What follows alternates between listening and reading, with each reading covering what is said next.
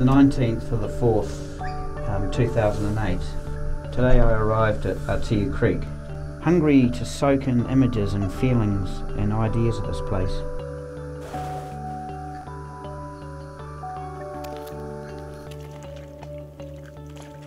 I don't know why I like wetlands, because they're not pleasant places to try to negotiate.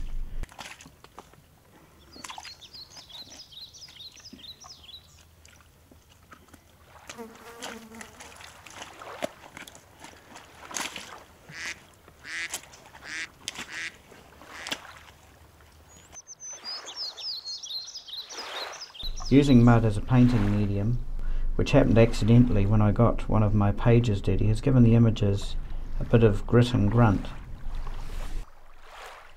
This morning the southwesterly wind was stilled. I was struck by the silence, which amplified splashes, plops, mysterious and eerie.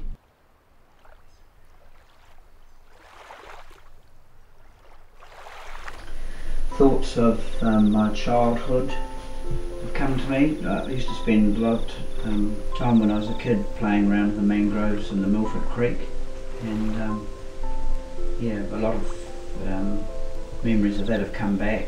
And my dad used to live on an estuary in Nelson on the Waimar estuary, or Waimea estuary. It's pretty amazing being down there on the edge of the water when the tide's coming in, and you get these beautiful sounds of fish and birds calling in this sort of amazing sort of silent atmosphere.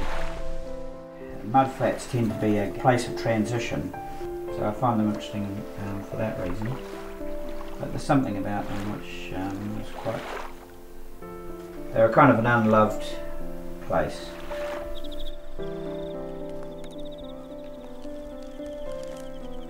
Here, this is quite a very old boat. It's this. I recognise some of the wood as kauri, and it's sort of been eaten by worms, and this piece of copper here is well and truly corroded away. And this is the place where the ocean and the land connect, and parts of the land head out to sea from here, and the ocean deposits things, and the land's sort of building up here because of all the deposits and things breaking down over time.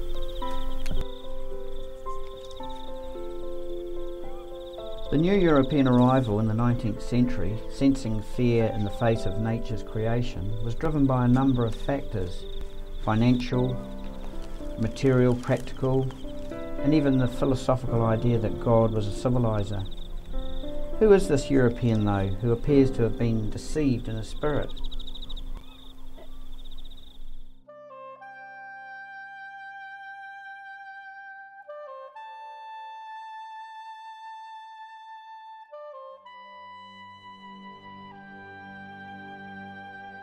Harold Marsh, he was a really interesting man.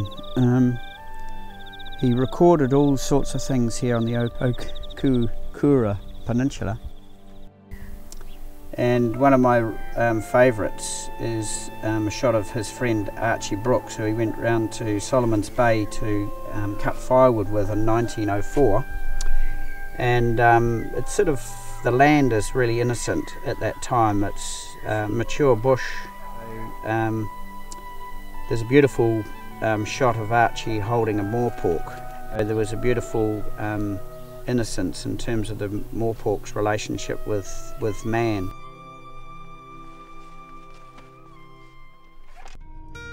May 9th.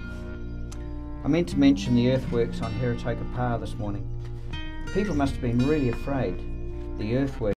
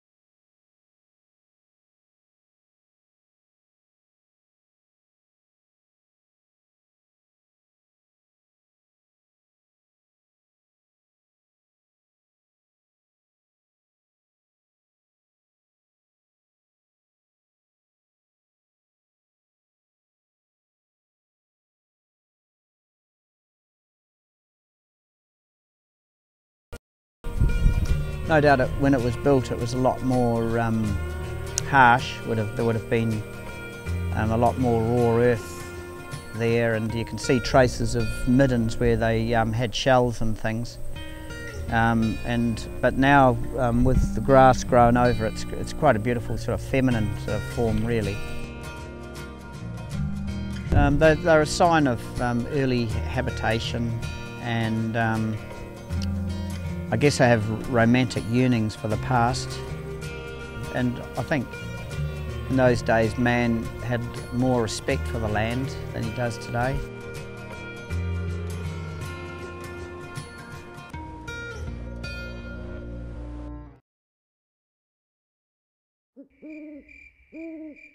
I followed the Oruawharo River Trail. Around by the Po I heard a sound which I thought was a young magpie. Then I noticed a harrier on the ground. It flew up and I realised the sound came from something that was attacking.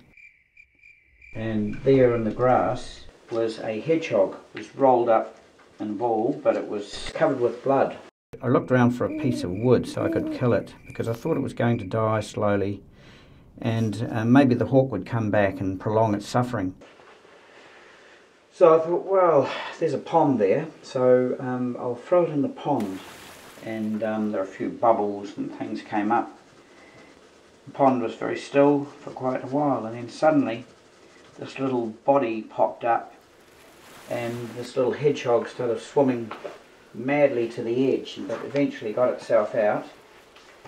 Put me into quite a dilemma, really, because I thought I was doing it a favour when I threw it in the pond. I started wondering if I was going to have to jump in the pond to pull the blooming thing out.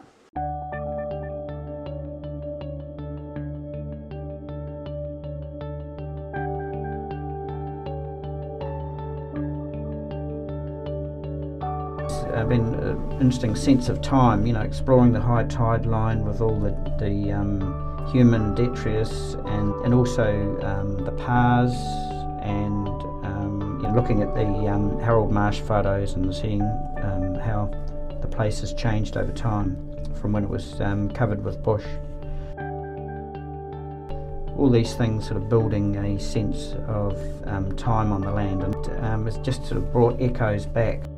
Memories from my youth too, of exploring, playing in tin boats and mangrove creeks.